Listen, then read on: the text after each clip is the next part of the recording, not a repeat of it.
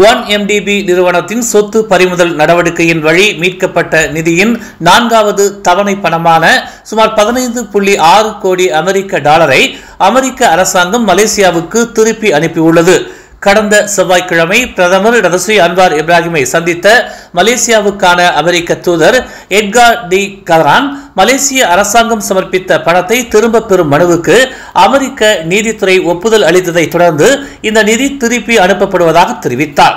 இந்த பரிமாற்றத்தின் மூலம் மலேசியாவில் இருந்து துஷ்பிரயோகம் செய்யப்பட்ட நிதியில் சுமார் 140 கோடி அமெரிக்க டாலரை மீட்டெடுப்பதற்கும் திரும்ப பெறுவதற்கும் அமெரிக்கா உதவியுள்ளது என்று அவர் தெரிவித்தார். நீதித்துறை விசாரணையின் வாயிலாக 4வது தவணையாக இந்த சொத்துகள் மீண்டும் மலேசியாவிற்கு மாற்றப்படுவதில் மிகவும் மகிழ்ச்சி அடைவதாக கரான் கூறினார்.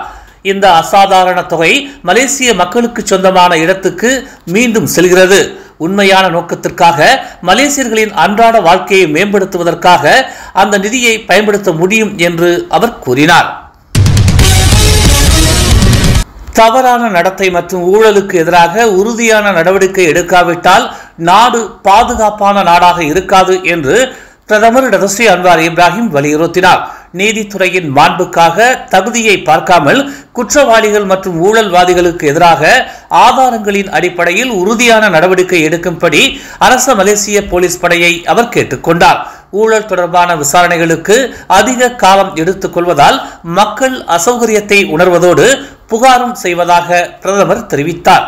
எனினும் நியாயமான விசாரணை நடத்துவதற்கு கால அவகாசம் தேவை என்பதை மக்கள் உணர வேண்டும் என்றும் அவர் கூறினார். குற்றவாளிகளும் ஊழல்வாதிகளும் பாதுகாப்பாக இருந்தால் எனக்கு பிரதமர் பதவி தேவையில்லை என்று அவர் கூறினார்.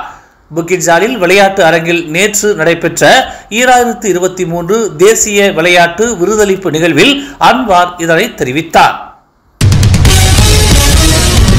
மலேசியாவில் ஆங்கிலம் போதிக்க சிங்கப்பூரில் இருந்து ஆசிரியர்களை வரவழைக்கும் திட்டம் குறித்து பிரதமர் தெளிவுபடுத்தினார். சிங்கப்பூரில் இருந்து அழைத்து வரப்படும் ஆசிரியர்கள் தன்னார்வலர்களாக இங்கு வந்து பாடங்களை கற்பிக்கும் திட்டத்தின் கீழ் அழைத்து வரப்படுவார்களே தவிர நிரந்தர பணிக்காக அவர்கள் அழைத்து வரப்படவில்லை என்று பிரதமர் விளக்கினார்.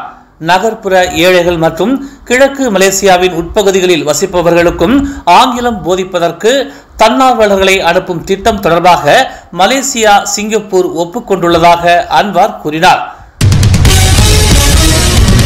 மஞ்சோங் மேற்கு கரை கடலோர நெடுஞ்சாலையில் நேற்று இரவு நிகழ்ந்த சாலை விபத்தில் தாய்லாந்து நாட்டைச் சேர்ந்த ஆடவர் ஒருவர் பலியானார். அவ்வாடவர் சென்ற வேன் ட்ரெய்லர் லோரியின் பின்புறத்தில் மோதியதில் இந்த விபத்து நிகழ்ந்துள்ளது. இந்த விபத்தில் தாய்லாந்து ஆடவர் மரணமுற்ற நிலையில் அவருடன் வந்த மற்றொருவர் லேசான காயங்களுக்கு உள்ளானார். இந்நிலையில் உயிரிழந்த தாய்லாந்து நாட்டவரின் உடல் அடுத்த கட்ட நடவடிக்கைக்காக காவல்துறையினரிடம் ஒப்படைக்கப்பட்டுள்ளது. மானியத்துடன் கூடிய டீசல் கட்டுப்பாட்டு அமைப்பின் கீழ் பட்டியலிடப்பட்டுள்ள பள்ளி பேருந்து உரிமையாளர்கள் பேருந்து கட்டணத்தை உயர்த்தினால் கடும் நடவடிக்கை எடுக்கப்படும் என்று பிரதமர் டதஸ்ரீ அன்வார் இப்ராஹிம் எச்சரிக்கை விடுத்துள்ளார். டீசல் மானியத்தால் பலன் பெற்ற போதிலும் விலையை உயர்த்தும் பொது போக்குவரத்து ஆபரேட்டர்களின் உரிமம் ரத்து செய்யப்படும் என்று அவர் தெரிவித்தார். டீசல் மானியத்தால் பயனடையும் போது விலையை உயர்த்துவது ஏன் என்று அவர் கேள்வி எழுப்பினார். ஆட்டிசம் நோயினால் பாதிக்கப்பட்ட 6 வயது சிறுவன் ஜெயின் ரயான் அப்துல் மார்டினின் கொலை வழக்கின் உண்மை தன்மைகள் போன்ற ஒரு செய்தி சமூக ஊடகங்களில் பரவுவது குறித்து விசாரணை நடத்தப்படும் என்று புக்கிட் தமாங் குற்றப்புலனாய்வுத்துறை தலைமை இயக்குனர் டதஸ்ரீ முகமது சுஹைலி முகமது ஜைன் தெரிவித்தார். ஜெயின் ரயானின் வழக்கு தொடர்பாக ஒரு டெலிகிராம் சேனலில் என்ன வெளியிடப்பட்டது என்பது காவல்துறையினருக்கு தெரியும் என்று அவர் கூறினார். இது மிகவும் பொறுப்பற்ற செயல் என்று குறிப்பிட்ட அவர் இது நடந்து கொண்டிருக்கும் விசாரணை நடவடிக்கைகளை சீர்குலைக்கும் என்று தெரிவித்தார். தமிழ் மலர் செயலி நம் சமுதாயத்தின் உரிமை குரலாய் உண்மையின் வாசமாய் மக்களுக்காக நாளும் மலர்கிறது தமிழ் மலர் நாளிதழ். சமரசம் இன்றி சத்தியத்தின் பாதையில் வெற்றி நடை போடும் தமிழ் மலரின் இன்னொரு புதிய அத்தியாயமாய் தமிழ் மலர் செயலி இப்போது அறிமுகமாகவிருக்கிறது உங்களுக்காக.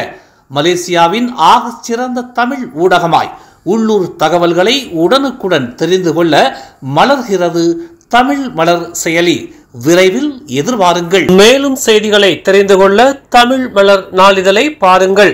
எங்களோடு இணைந்திருக்க மலர் டிவியை பதிவு செய்து கொள்ளுங்கள். உறவுகள் மகிழ்ந்திட விருப்பம் மற்றும் பகிர்வு சேவையை சொடுக்குங்கள்.